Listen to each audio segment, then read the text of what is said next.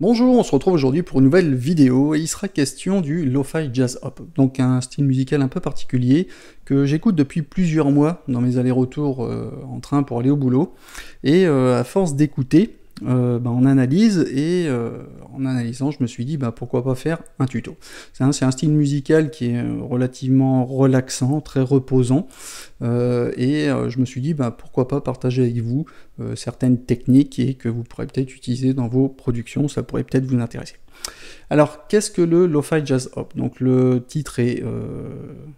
décliné en trois parties, Lo-Fi Jazz et Hop. Le Hop fait référence directe au hip-hop, au rythme hip-hop plus ou moins décalé. Ce que j'aime bien dans ce style musical, c'est que effectivement les éléments rythmiques sont pas forcément calés sur la grille de quantification, c'est plutôt organique, c'est vivant, donc ça j'apprécie particulièrement, avec une snare qui est surtout bien présente, un kick un peu plus discret,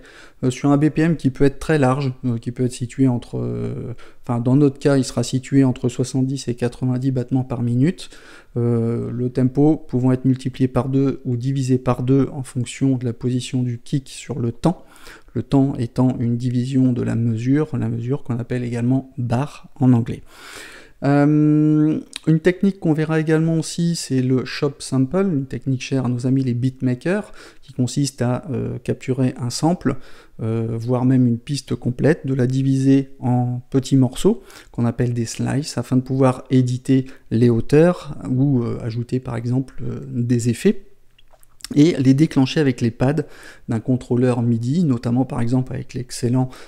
Push 2 d'Ableton Live, un contrôleur MIDI 100% dédié à Ableton Live. Ça peut être le Launchpad de Novation, ça peut être l'excellente Groove Machine série MK des Native Instruments. L'avantage de déclencher les samples avec les pads, c'est que c'est plus ludique, c'est plus créatif, ça permet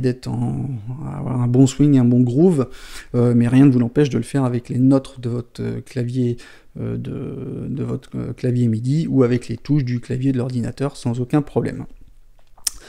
Ensuite, dans le titre, il y a jazz, donc on fait référence directement au jazz. Je ne vais pas vous faire un cours sur le jazz, j'ai pas cette prétention, mais c'est surtout, ça va être de là qu'on va partir. On va partir d'un sample de jazz. Alors, bien évidemment, on peut partir de rien, from scratch, comme on dit en anglais, mais ici, on va partir d'un sample qui nous permettra de mettre en pratique les techniques que je vais vous montrer après. Et alors, on peut trouver des samples style avec des instruments style piano électrique, guitare, trompette un peu étouffée, on va pouvoir trouver du saxo, on va pouvoir trouver de la contrebasse, des violons, etc. Il y a plein d'instruments. Donc ici, on partira d'un sample pour mettre en application toute cette série de tutos sur le Lo-Fi Jazz Hop. Et donc, on a le Lo-Fi qui, par opposition au Hi-Fi, le Hi-Fi étant la haute fidélité, on cherche à avoir le son le plus pur possible, sans bruit de fond, sans artefacts, sans craquement. Le Lo-Fi, c'est l'inverse. On va chercher à apporter en fait une saturation sonore qu'on retrouve notamment dans les lecteurs enregistreurs à bande, qui fait que la bande, au contact en fait de la tête de lecture, a tendance à user une partie du spectre sonore, à savoir les basses fréquences et les hautes fréquences, de façon à ne laisser que les fréquences médium, bas médium et haut médium. Ça donne une coloration particulière au son qu'on peut tout à fait recréer sur Ableton Live, tout comme les irrégularités en fait, qu'on peut avoir aussi. La bande au contact de la tête de lecture a tendance à parfois aller un peu plus vite, un peu moins vite, faire des changements de hauteur qui fait des c'est un effet de modulation, notamment qu'on appelle le pleurage et scintillement, le wow and flutter. J'ai eu l'occasion de faire un tuto, justement 2 tutos sur des plugins dédiés à cet effet, je vous invite à aller consulter si jamais ça vous dit, mais on peut tout à fait le recréer nativement dans Ableton Live, tout comme on va pouvoir recréer également les effets de craquement, au contact du saphir ou du diamant, au contact du micro-sillon du vinyle, qui font que ça génère des craquements à plus ou moins grande vitesse, suivant si vous êtes en 78 tours, en 33 tours ou en 45 tours.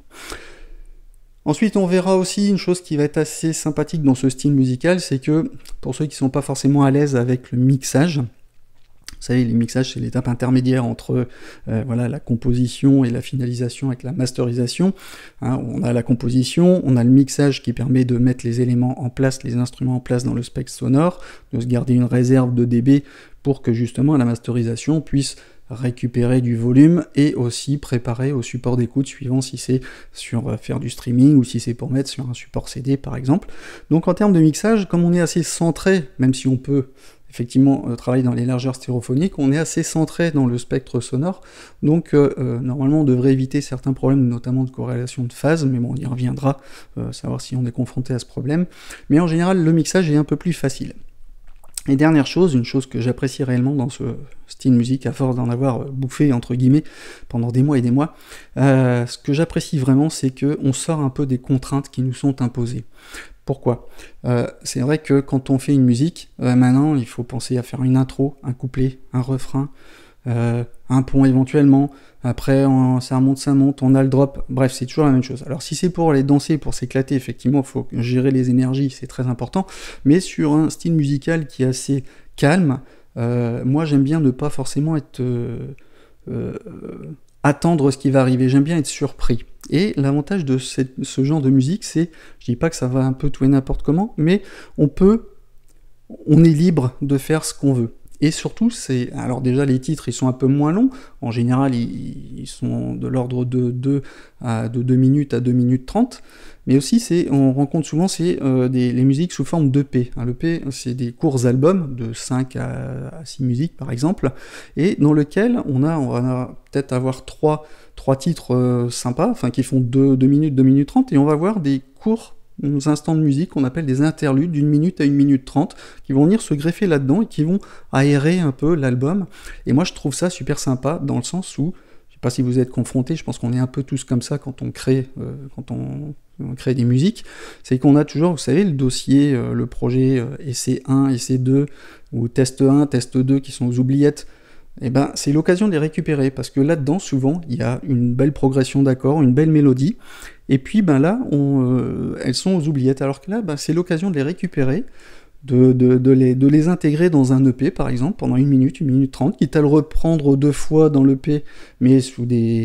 avec des instruments différents ou des variantes, et moi je trouve ça très appréciable.